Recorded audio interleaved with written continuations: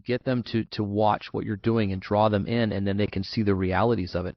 It doesn't have to be, gory like a horror film, right? I mean, yes, there are some images that I have of what my daughter's went through that are not safe for work, that I can't put on social media because it'll take them down.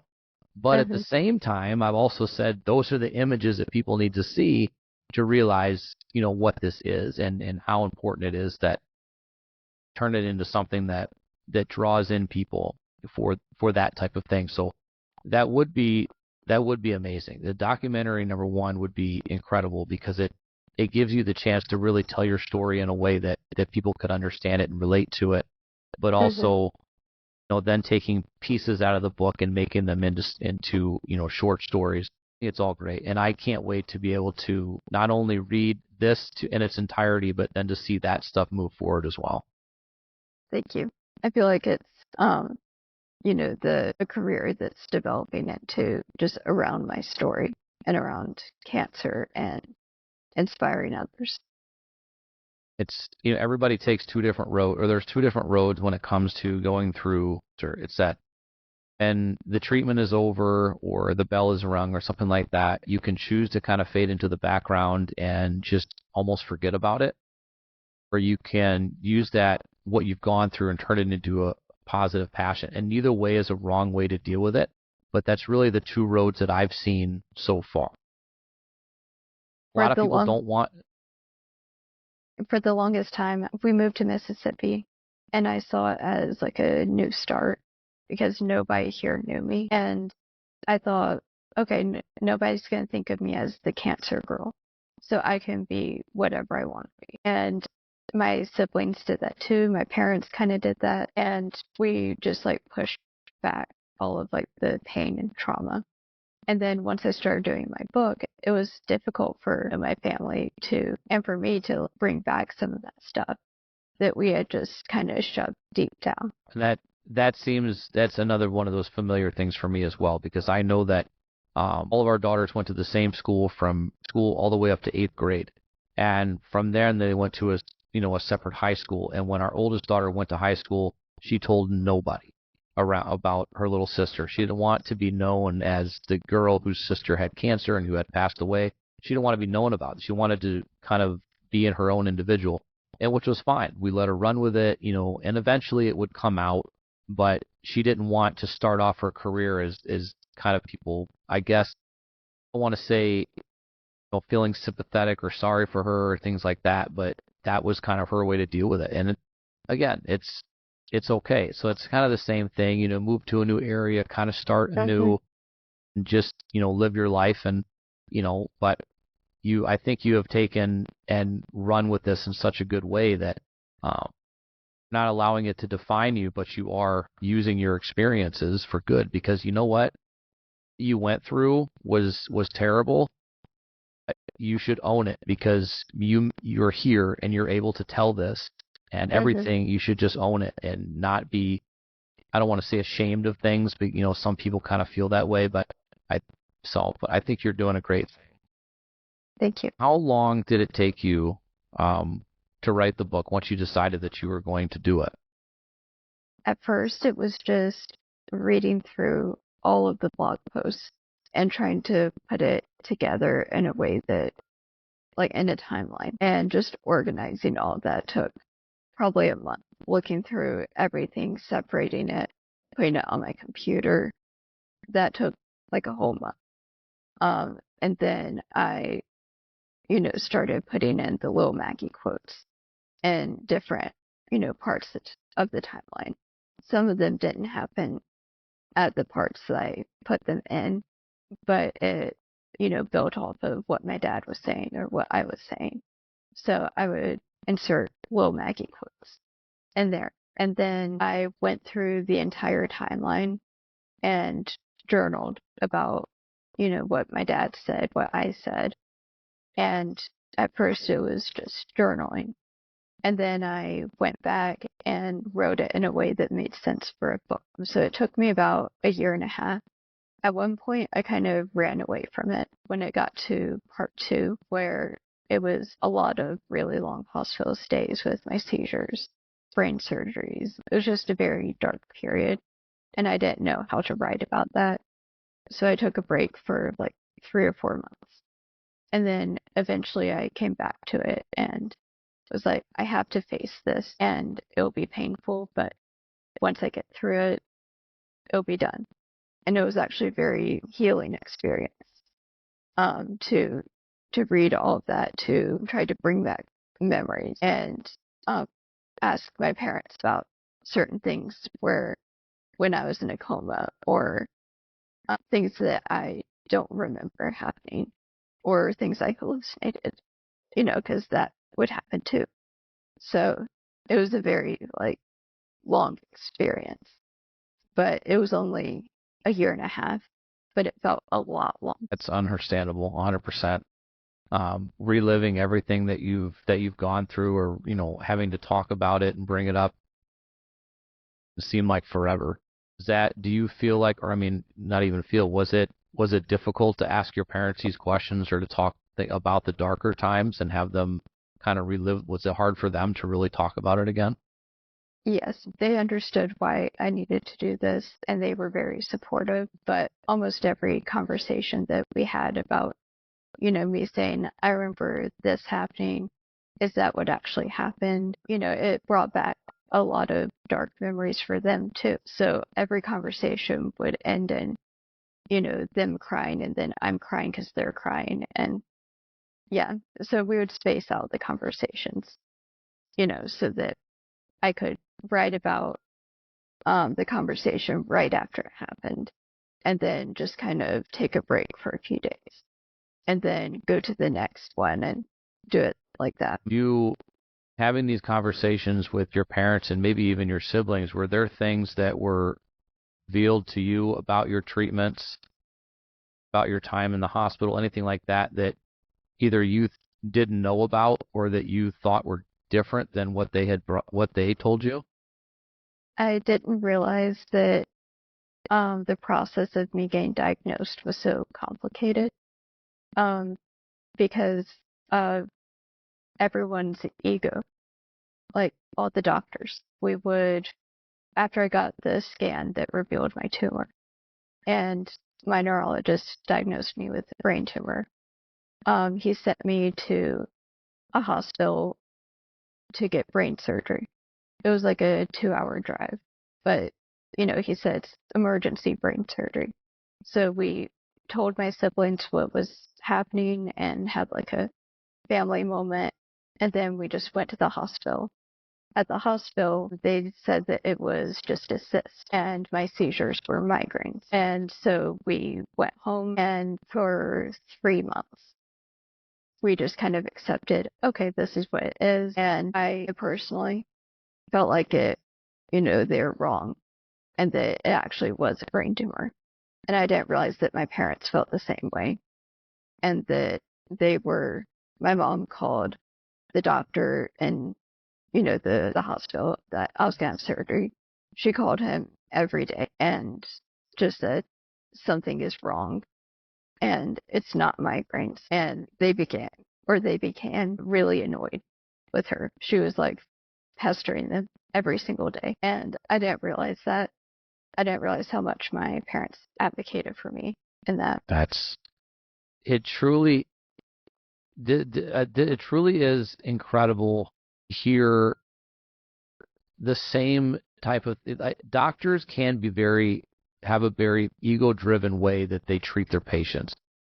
And it is a shame, because one thing that we have noticed along the way is that doctors, especially in this world, pediatric cancer world, can be very territorial.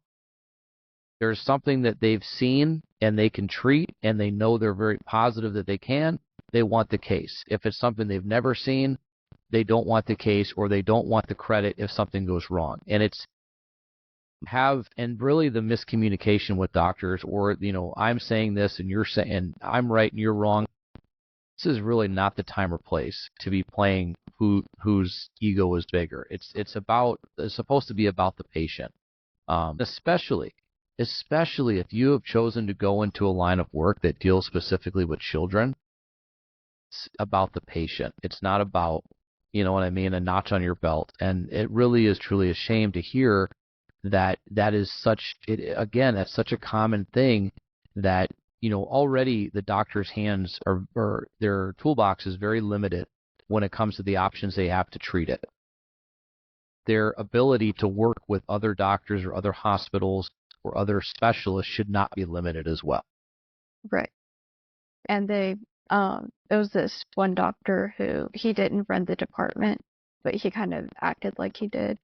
And we weren't allowed at that hospital at the time because he was so sure of his diagnosis, and anything that suggested that he was wrong, he just like pushed aside.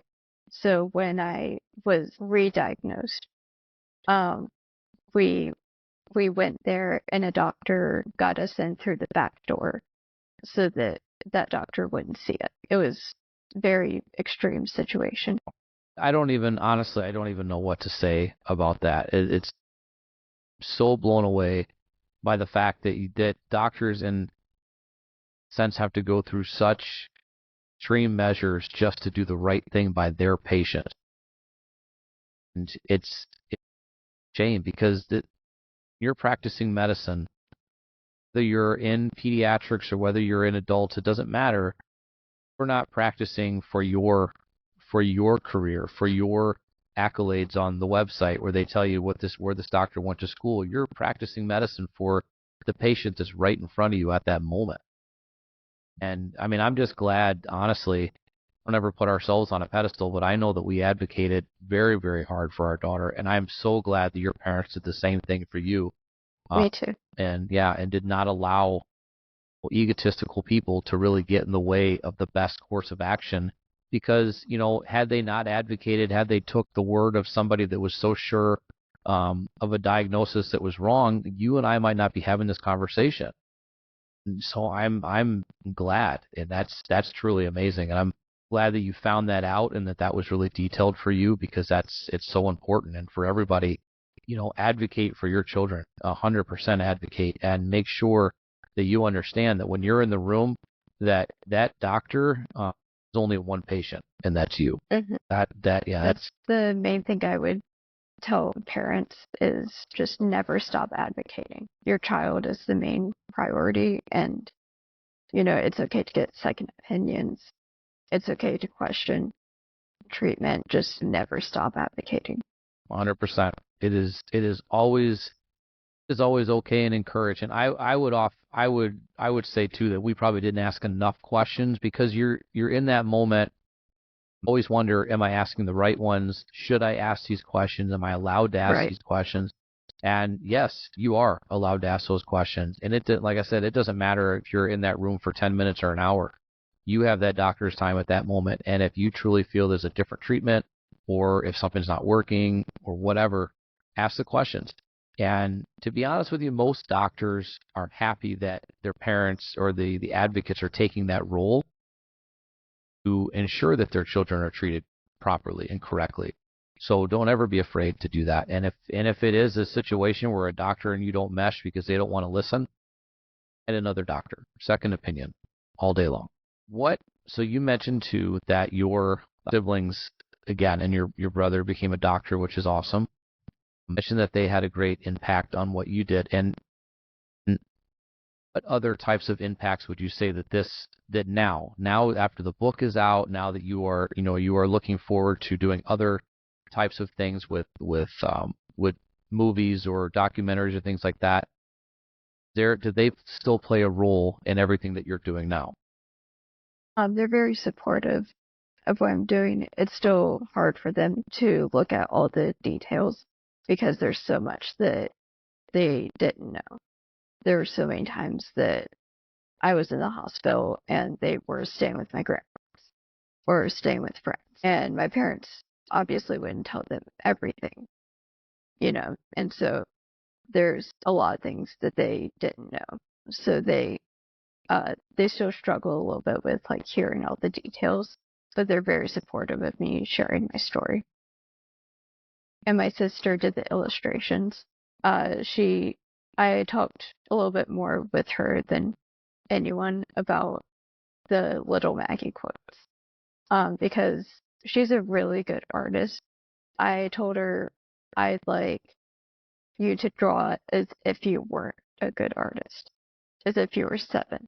And I would explain to her like how I felt in those moments, and she would put herself in my shoes to illustrate it. Is such deep connection to be able to do that. Not only work alongside your sibling as you're kind of, writing this story and asking them to be involved, but to kind of put themselves into that younger self and write and draw it as a younger self and how this image would come out. And like I said, I love them, and you can go through and see them in the book, and it's such just a good illustration at that moment. And you would think, right, that's drawn by a young child that's this writing out there, and fooled me because I didn't know that. So yeah, it's really is a cool thing. I love that it not only do we say it's a family diagnosis, but it's also a family journey or beyond everything that happens, whether it's, survivorship and support moving forward, but in your ventures through journalism and, the book and, short stories or, video and film and stuff like that, to have a supportive family around you, so incredibly important, especially when you're just trying to live your life, right, and do what your passion is, and your passion never changed, which I think is another thing to be incredibly proud of, because so many of us, something happens in our life, something, whether it's tragic or whether it's awesome, changes our perspective and pushes us in a new direction. But you always knew what you wanted to do, and you're continuing to follow that passion. And I think, I don't know what else you could ask for out of life than be able to follow what you love to do. I was very blessed that, after all the, brain damage and surgeries, having my temporal lobe and amygdala and hippocampus removed, I'm not supposed to be able to like write or to create things. And it was like such a huge blessing that I'm still able to write, and that was my passion all. It just proves that when you are this strong internally, if you don't show it on the outside, when you're that strong internally and you have such a drive and a heart for something that you want to do, there's nothing in this world that is going to stop you. Not a thing.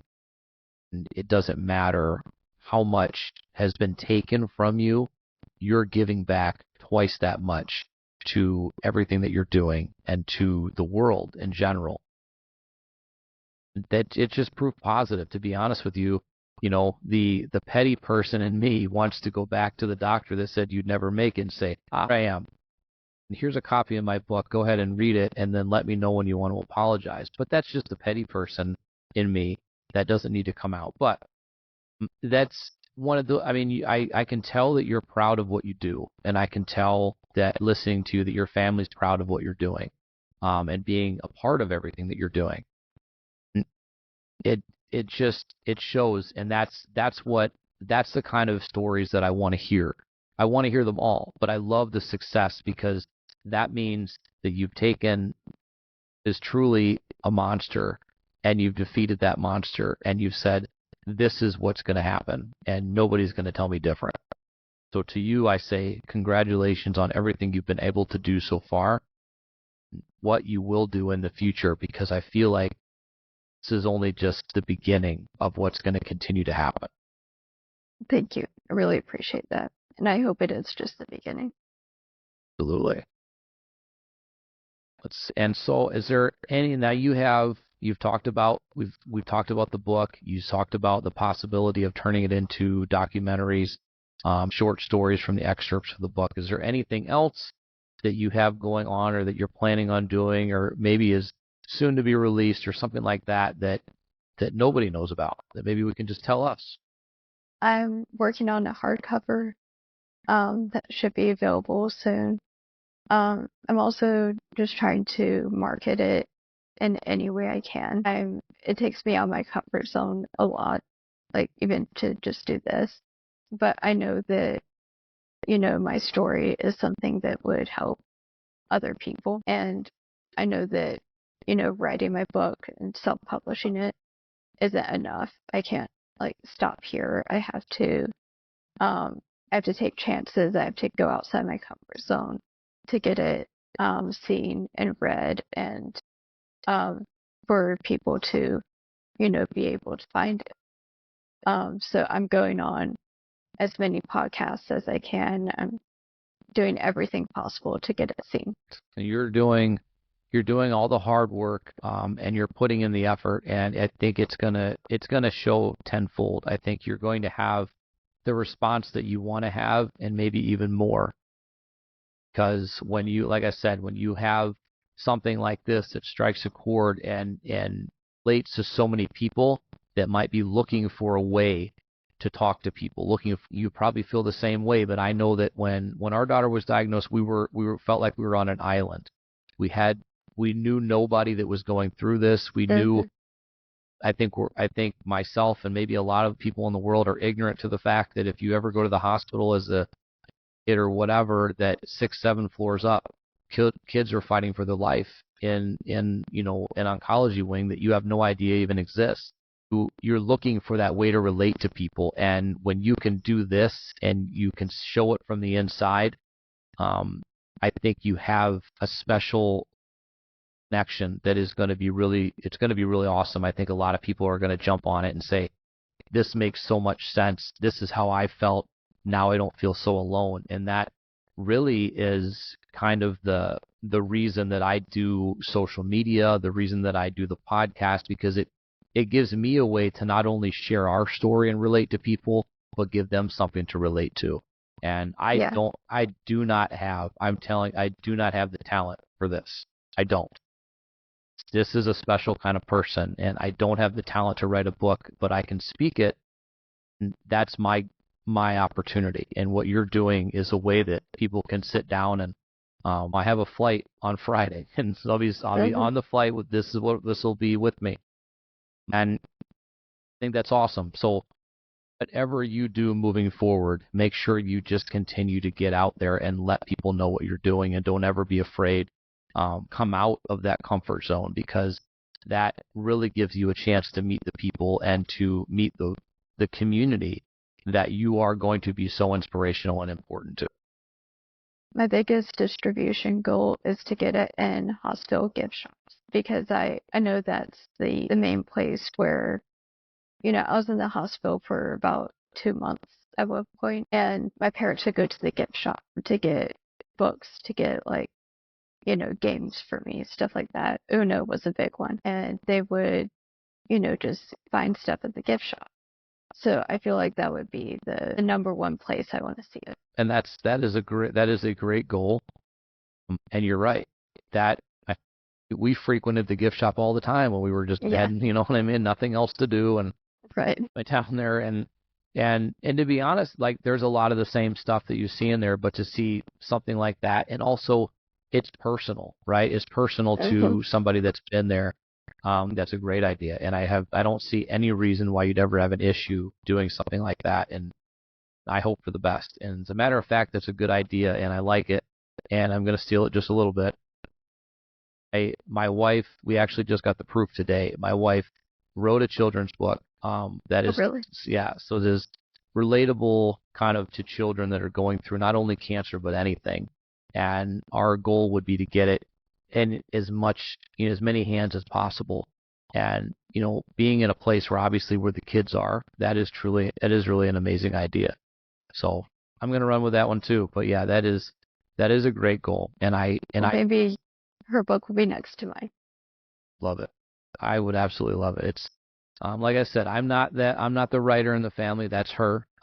It's definitely is a talent, and if you have it, you just own it, and you obviously have proven that you do. And I'm excited to be able to share this story with everybody, and hopefully it helps a little bit, and you can continue to push and do everything that you're doing in such a positive way, and not allowing any of this to ever slow you down or tell you that you can't do it. Thank you. Was there any advice, I know we did some, but is there any advice that you would like to give not only children that are going through this or that will be diagnosed, unfortunately, in the years to come, but families in general, advice that you would give them from your perspective as not only a cancer warrior, but a survivor? From what I've seen, like observing other families going through this, there's two ways that families react to it. One is it brings them closer together, and two is that it drives them apart. And I would just say that my advice is to cherish the time that you have with your family. And sometimes, you're in the hospital for a while. Sometimes you just don't get to see them as much. And so when you are with them, just cherish that time and use that time to connect with them and build relationships and, tell them what you're going through so that they understand when, you're gone for a while, they know at least a little bit of what's happening. My sisters didn't know a lot, but my brother did. So that made us very tight friends.